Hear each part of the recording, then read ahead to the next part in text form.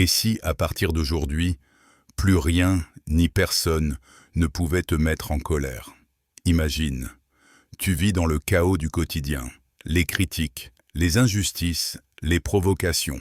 Mais au lieu de réagir, tu restes calme, tu observes, tu comprends, et tu gardes ton pouvoir intérieur intact.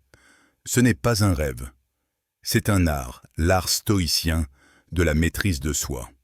1. La colère, ce feu intérieur qui dévore la colère. On la connaît tous. C'est cette flamme qui monte sans prévenir, qui brûle tout sur son passage. La raison, la patience, la dignité. Elle te pousse à dire ce que tu ne penses pas, à détruire ce que tu aimes, à perdre ton équilibre. Et après coup, tu regrettes. Tu te dis « je n'aurais pas dû », mais il est trop tard. Alors tu recommences encore et encore. Tu t'emportes, tu t'excuses et tu recommences. Pourquoi?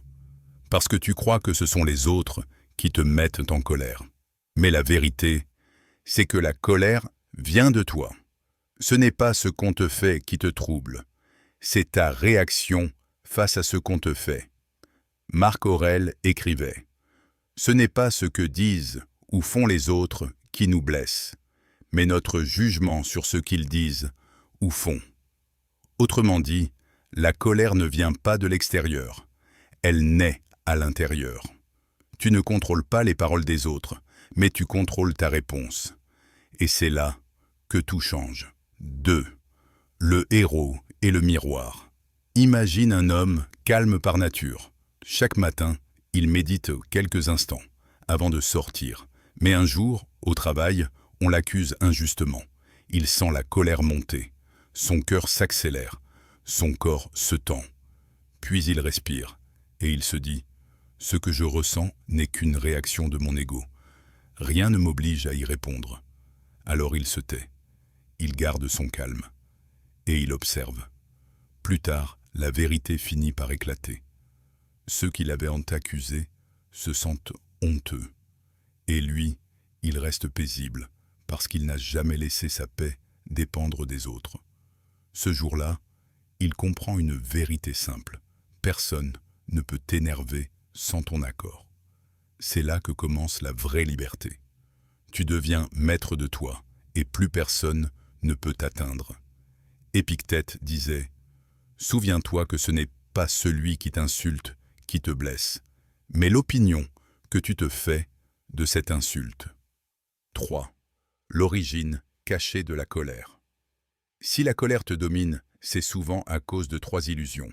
La première, c'est le besoin de contrôle. Tu veux que les gens agissent selon tes attentes, que le monde soit conforme à ton idée du bien. Mais la réalité suit son propre ordre. La deuxième, c'est l'ego. Tu penses que les attaques personnelles te diminuent, mais en vérité, elles ne touchent que ton image, jamais ton essence. Et la troisième illusion, c'est l'attachement. Plus tu t'accroches à ce que tu veux, plus tu souffres quand la vie t'en prive. Comprends cela, et la colère s'éteindra d'elle-même. 4. L'exercice du calme stoïcien. Quand la colère monte, ne cherche pas à la combattre. Observe-la. Sens-la traverser ton corps sans la juger. Respire profondément. Tu n'es pas ta colère. Tu es celui qui la voit passer. Ferme les yeux et rappelle-toi ces mots de Sénèque. Le meilleur remède à la colère, c'est le temps. Compter jusqu'à 10 ne change rien à la situation, mais cela change ton état intérieur. Pendant que d'autres explosent, toi, tu restes centré. Pendant que d'autres se perdent dans leurs émotions, toi, tu restes lucide. C'est cela, la vraie victoire. Pas celle d'avoir le dernier mot, mais celle d'avoir gardé ton calme.